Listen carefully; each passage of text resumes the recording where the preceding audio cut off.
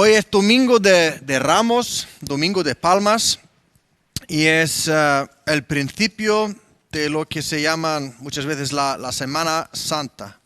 Esta semana que estamos recorriendo las cosas que podemos decir en realidad han cambiado la historia del mundo.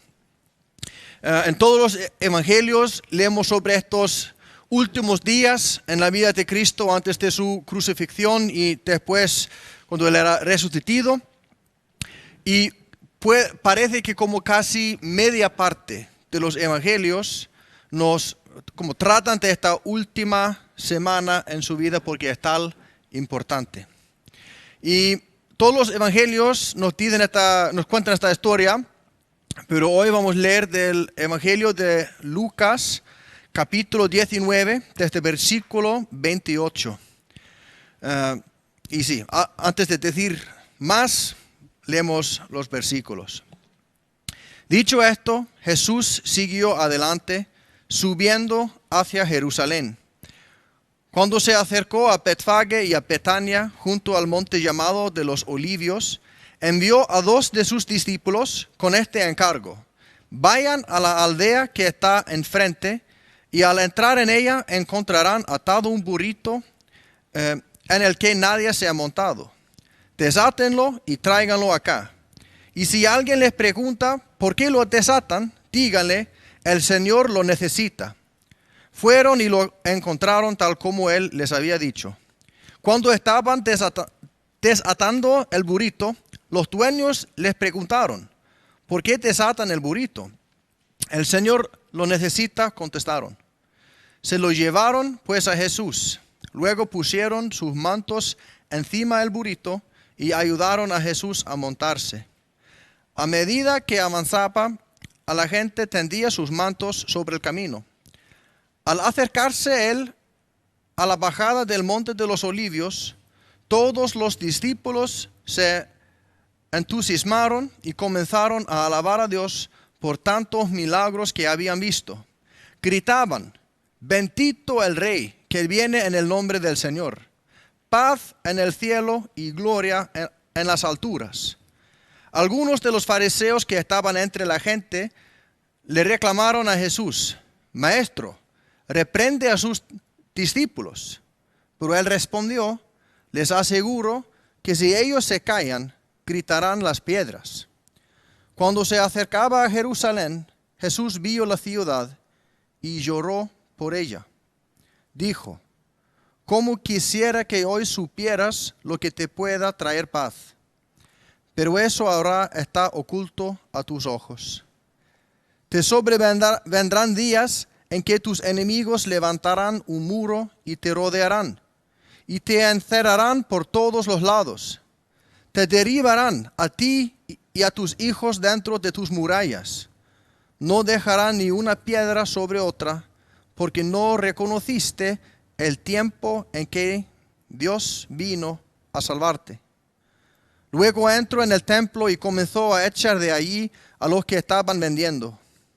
Escrito está, les dijo: mi casa será casa de oración, pero ustedes la han convertido en cueva de ladrones. Todos los días enseñaba en el templo, y los jefes de los sacerdotes, los maestros de la ley y los dirigentes del pueblo procuraban matarlo.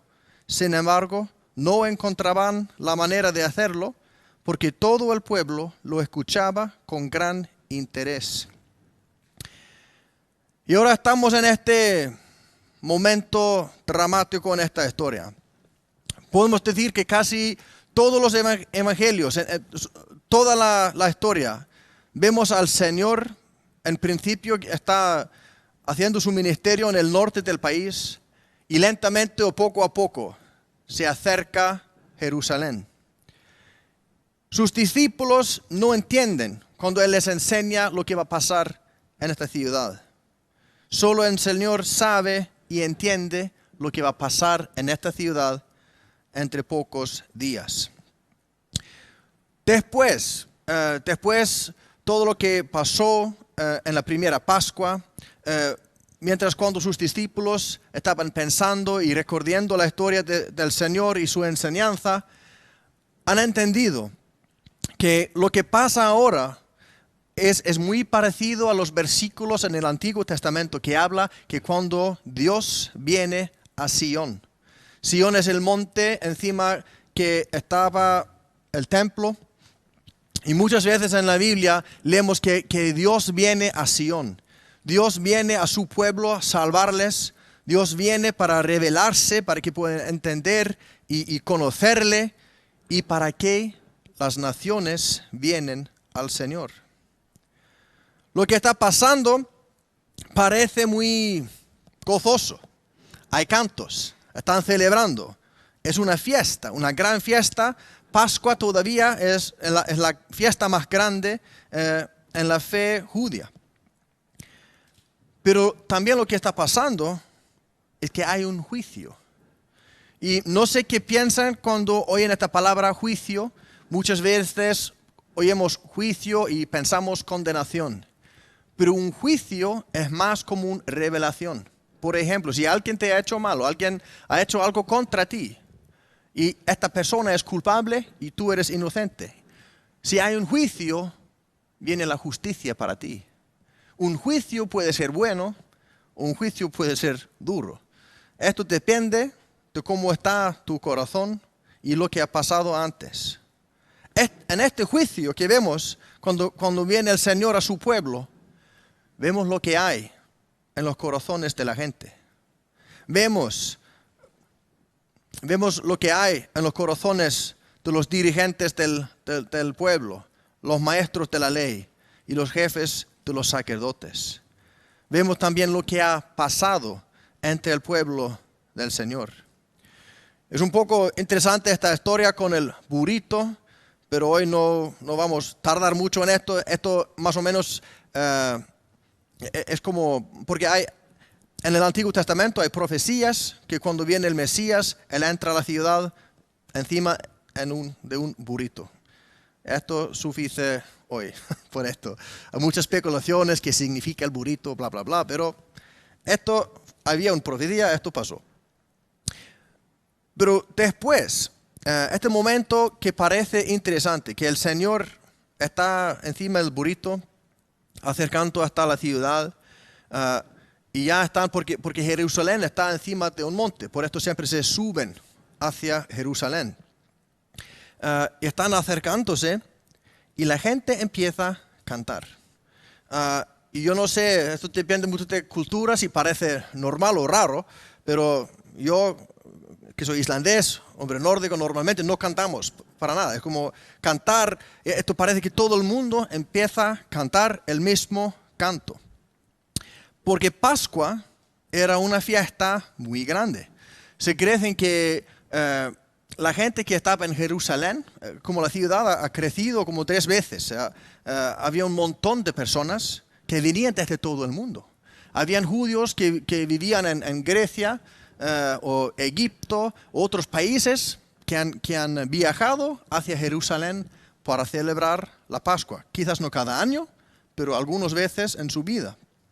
Imagínate cómo se siente si tú has crecido en una ciudad de paganos, en una ciudad donde tú eres el extranjero, tú te ves, como tu vestimenta parece diferente, hablas una lengua diferente en tu casa, tienes una fe que es rara por tus vecinos y estás caminando hacia Jerusalén, caminando hasta el centro de tu mundo, el templo de Dios.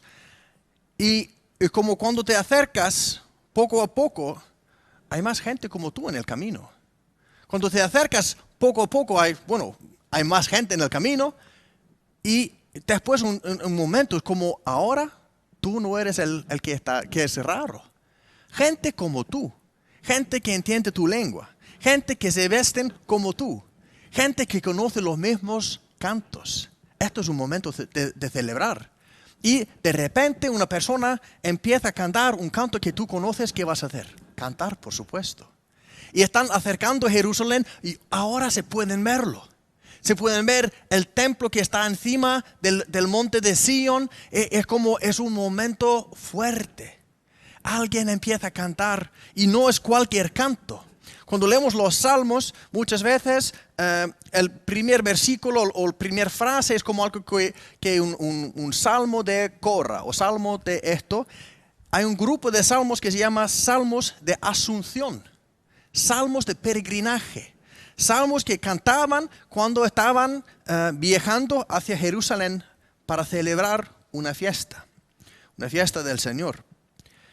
Salmo 118 es un salmo de asunción.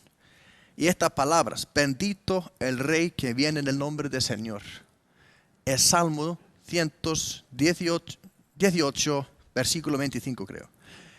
Alguien empieza a cantarlo, es un canto normal cuando están en peregrinaje hacia Jerusalén. Pero cuando lo cantan y Jesús está encima de este burrito y los discípulos están celebrando tanto, es como los fariseos lo vean y se sienten un poco mal. Esto es un poco demasiado. Este canto por ahora, por este hombre, esto es demasiado. Maestro, pídenles parar con este canto. Maestro, que reprende a tus discípulos. Pero el Señor ha respondido, les aseguro que si ellos se callan, gritarán las piedras. Es como esta cosa debe que ser dicho. Esto es la verdad. ¿Cómo se pueden callar ahora? Aquí vemos los discípulos cantando. Y cuando ponen sus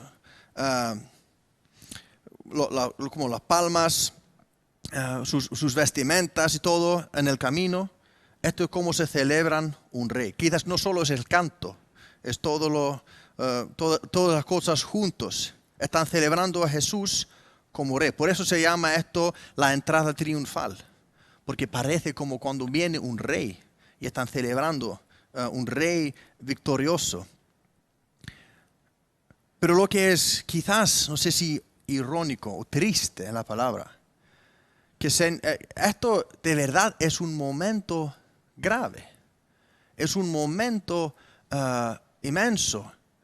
Y la gente está cantando y celebrando, gozando, son alegres y no entienden lo que de verdad está pasando.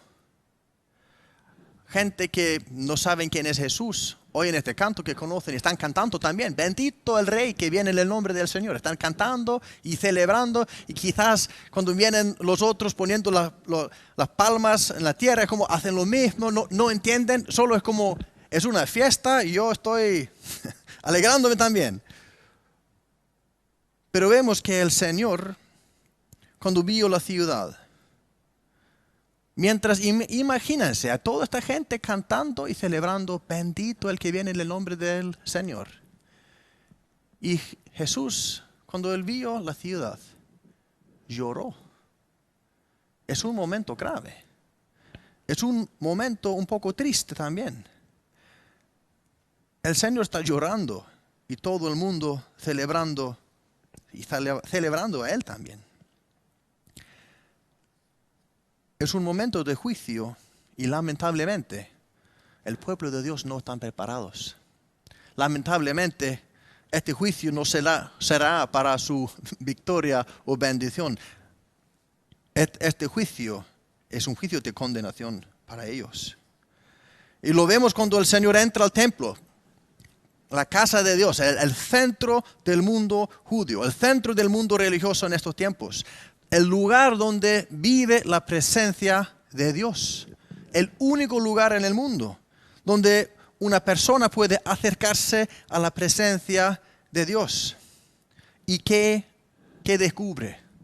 Descubre que en el lugar donde hay sacerdotes y maestros que deberían enseñar quién es Dios a todo el mundo, hay un clique.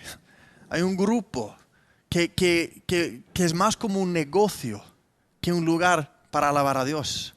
Hay personas que están como dirigiendo todo para su bien. Y quizás lo leemos mejor en los otros evangelios. Pero es como lo que irrita al Señor lo más. Es cuando Él ve este mercado que hay dentro del templo. El templo es construido según direcciones que vienen del Señor directamente. Y podemos leerlos en Éxodo o cuando Salomón ha construido su templo. Ningún lugar dice que en este lugar hará un mercado. Cada cuarto en el templo tiene su propósito. Cada cuarto en el templo tiene una explicación para qué es. Si estás usando una parte del templo por una cosa que no es mandada por Dios, estás usando un cuarto que tiene un otro propósito. Había en el templo el cuarto de los paganos, de las naciones. El Señor no es el Dios de solo un pueblo. El Señor no solo es el Dios de un grupo de personas o una nación. Él es el Señor del mundo. Y por esto en el templo había el cuarto de las naciones.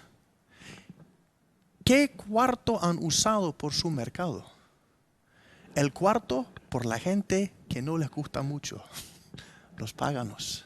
El cuarto de las naciones. Por esto Cristo usa esta escritura. Mi casa es una casa de oración por todas naciones. Y por esto se enfada tanto.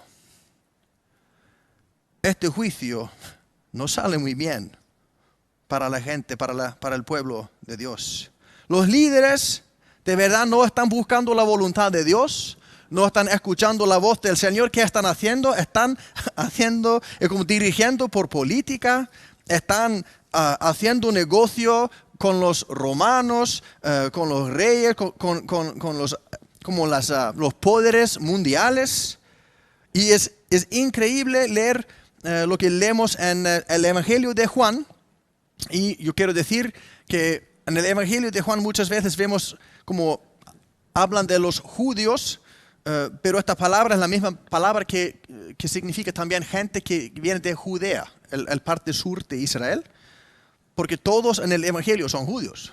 Jesús, sus discípulos. Es como suena un poco mal los judíos, como la gente del sur. Muchos de los judíos, esto es en Juan capítulo 11, y viene después que el Señor ha resucitado a Lázaro. Muchos de los judíos que habían ido a ver a María y que habían presenciado por hecho por Jesús creyeron en él. Pero algunos de ellos fueron a ver a los fariseos y les contaron lo que Jesús había hecho. Fueron a los fariseos para contarles que Jesús ha llamado a un muerto, que ha estado muerto por algunos días, y este hombre ha salido de esta tumba. Como ha resucitado a un muerto. Es un milagro. Entonces los jefes y los sacerdotes y los fariseos convocaron una reunión del consejo. ¿Qué vamos a hacer?, dijeron. Este hombre está haciendo muchas señales milagrosas. Si lo dejamos seguir así, todos van a creer en él. Y vendrán los romanos y acabarán con nuestro lugar sagrado, el templo, e incluso con nuestra nación. Uno de ellos, llamado Caifás, que ese año era el sumo sacerdote, les dijo: ustedes no saben nada en absoluto. ¿No entienden que le conviene más que muera un solo hombre por el pueblo y no que perezca toda la nación? Pero esto no lo dijo por su propia cuenta, sino que como era sumo sacerdote ese año, profetizó que Jesús moriría por la nación judía, y no solo por esa nación, sino también por los hijos de Dios que estaban dispersos, para congregarlos y unificarlos. Así que desde ese día convinieron en quitarle la vida. Imagínense que estos líderes religiosos, líderes de los sacerdotes, los fariseos, están hablando, hay una reunión porque este hombre ha resucitado a un muerto. Dicen, este hombre hace muchas señales milagrosas. No negan, no dudan. Este hombre que dice que es como un profeta, que dice que viene del Señor y hace señales milagrosas, que puede resucitar a los muertos, que habla con poder. Es como no tienen la idea que quizás, hermanos, tenemos que escuchar lo que está diciendo. Quizás tenemos, hermanos, pensar si lo que está enseñando es la verdad. Quizás él viene de Dios. Es como no viene esta idea. No piensan de esto. La única cosa que están pensando, todo el mundo va a creer en él. Y si hará un grupo grande siguiendo un profeta o un líder, esto no les gustan los romanos, porque esto es fuera de su control. Y si los romanos ven un movimiento grande creciendo, ¿qué van a hacer? Van a venir y van a sacar nuestro lugar sagrado y el pueblo. Y por esto han decidido matar a Jesús. No porque ha dicho nada mal, no porque ha hecho nada mal, no porque dudan que sus milagros eran milagros verdaderos, pero porque por miedo de los romanos y están pensando como políticos y no como líderes religiosos, no como hombres de Dios. Están pensando 100% en maneras mundiales, 100% en una manera secular, se puede decir, político. Es como no existe Dios. Es como no existe el Señor que guarda a su pueblo. Es como no existe el Señor que habla por la voz de los profetas. Y por esto el Señor llora. Porque están perdidos y no lo saben. Porque honran al Señor con su boca, pero sus corazones están bien alejados. Están celebrando, pero de verdad tenían que ser tristes. Nadie entiende lo que está pasando fuera de Jesús. Sus discípulos tampoco. Pero cuando hablamos de juicio, que es como una prueba, en la escuela nos dan pruebas. ¿Y cómo uno puede tener éxito en una prueba? Con estudiar, claro que sí. Pero a veces hacen como una prueba sin darte noticia. Como no sabes, un día vienes y hoy hay prueba, no sabías. ¿Qué decide cómo si vas a tener éxito o no en esta prueba? No puedes como leer el libro en 10 minutos, no tienes 10 minutos. La prueba es ahora. Esto, lo que va a pasar depende de cómo has vivido día tras día. Tu vida de cada día es lo que va a decidir qué va a pasar. En la vida tenemos pruebas. Y lamentablemente nadie nos manda un email. Después 3 semanas vas a tener un día terrible. O después 2 semanas empieza una pandemia. No nos mandan como avisos. Esto va a pasar un día y no estás preparado. La única cosa que yo puedo hacer, porque la verdad, ser cristiano no es aprender las respuestas por todas las preguntas que pueden venir. Ser cristiano no es aprender qué hacer si viene esta situación teórica. Porque de verdad, hermanos, no podemos imaginar las cosas que van a pasar. No podemos prepararnos así. La única cosa que yo puedo hacer, la única cosa que yo puedo hacer para prepararme, para que cuando viene el juicio, que ya será preparado, es como yo vivo cada día. Y por esto, ser cristiano no trata de aprender las cosas, ser cristiano trata de ser formado de una manera. Porque viviendo en este mundo, hermanos, cada día estamos siendo formados. Algo nos va a formar.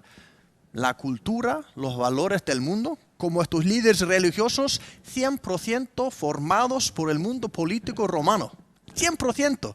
Pensando de qué van a hacer los romanos, cómo vamos a dirigir el pueblo abajo de esta fuerza, este poder extranjero, cómo vamos a hacer. 100% formados en esto. Pero como discípulos de Cristo, somos llamados a no ser conformados a estos tiempos, sino que transformados por el poder de Dios. Yo tengo que tomar la responsabilidad de dirigir qué cosas me van a formar. Y por esto es tan importante que cada día yo tomo tiempo para estudiar la palabra de Dios. Que cada día yo encuentro el Señor en su palabra. Y no solo leyéndolo para aprender algo o memorizar algo. Estoy leyéndolo para escuchar la voz de Dios que me transforme. Escuchando la voz de Dios que me cambia, que me forma. Tomando tiempo cada día, buscar al Señor en oración. Ser formado en su presencia. Ser formado por comunión con Dios a través de la oración. Todo trata de ser como yo soy, como estoy siendo formado. Y hermanos, la verdad es, al menos yo creo, que nosotros hubiéramos como sido uno de esta gente en los tiempos del Señor. Es muy probable que nosotros hubiéramos sido lo mismo. Es muy probable que nosotros también hubiéramos sido o estado tal enfocados en la fiesta que quizás no hubiéramos visto al Señor llorando. Que quizás nosotros hubiéramos sido tal formados de nuestros tiempos que como ellos nosotros no hubiéramos conocido el tiempo, reconocido el tiempo cuando viene el Señor a salvarnos. Pero las buenas noticias son que cuando el Señor va a la ciudad, cuando viene este juicio, Cristo no venía a la ciudad para ver, si están haciendo todo bien, voy a regresar al cielo. No, Él sabía que nosotros necesitamos salvación. Nosotros necesitamos la perdón de Dios. El Señor, como ha enseñado y como podemos leer en el Evangelio de San Lucas, Él ha venido por salvar a pecadores. Él ha venido a salvar a los perdidos. El Hijo del Hombre ha venido a buscar lo perdido y salvarlo, dice. Hermanos, estas son las buenas noticias, que el Señor ha venido por sacerdotes perdidos, por dirigentes del pueblo formados del mundo. El Señor ha venido por soldados romanos que le han crucificado. Él ha venido por el pueblo que ha llamado, crucifícanle, crucifícanle. El Señor ha venido a salvar a mí y salvar a ti también. Estas son las buenas noticias. El Señor ha venido. Esto es la imagen que vemos en este domingo de los Ramos, que el Señor viene como Salvador a un pueblo que no sabe que necesitan un Salvador. El Señor viene a un pueblo como rey, pero es un rey completamente diferente de lo que han pensado. El Señor viene a salvar a los que no saben que necesitan un Salvador. Y viviendo en este país, yo puedo decir que la mayoría de la gente que vive en este país, cuando viven en confort y seguridad, son pueblos que no saben que necesitan un Salvador. Pero gracias a Dios que Cristo ha venido por ellos también. Y en esta semana, yo creo que para mí y para ti es bueno reflejar en esto. ¿Qué me está formando? Yo, como los líderes religiosos en los tiempos del Señor, yo puedo ser tal formado del mundo en que vivimos que yo puedo olvidar a Dios. Buscar más a las maneras de hombre que escuchar a la voz de Dios. Y yo no sé si podemos llegar a este punto, que cuando vemos a un hombre enseñando en el nombre de Dios, haciendo señales milagrosos, resucitando a los muertos, y para nosotros solo vemos el desafío que van a hacer los romanos. Que no cae la idea, quizás él es alguien que tenemos que escuchar. Pero hermanos, somos seres humanos y fuera de la gracia de Dios podemos todos encontrarnos en este lugar. Y yo quiero terminar con una oración. Y yo doy gracias a Dios que el Señor entiende oraciones en español un poco rota, Él escucha el corazón. Amén. Señor, te damos gracias porque tú eres bueno. Gracias, Señor, que tú has venido a salvarnos antes que nosotros hemos entendido que necesitamos ser salvados. Gracias, Señor, que mientras cuando nosotros hemos vivido en nuestros pecados, tú has venido y dado tu vida para nosotros. Gracias, Señor, que tú salvas a pecadores. Gracias, Señor, que tú salvas a los que están perdidos. Y gracias, Señor, que tú vienes y tú tomas toda la condenación y el castigo sobre ti, Señor.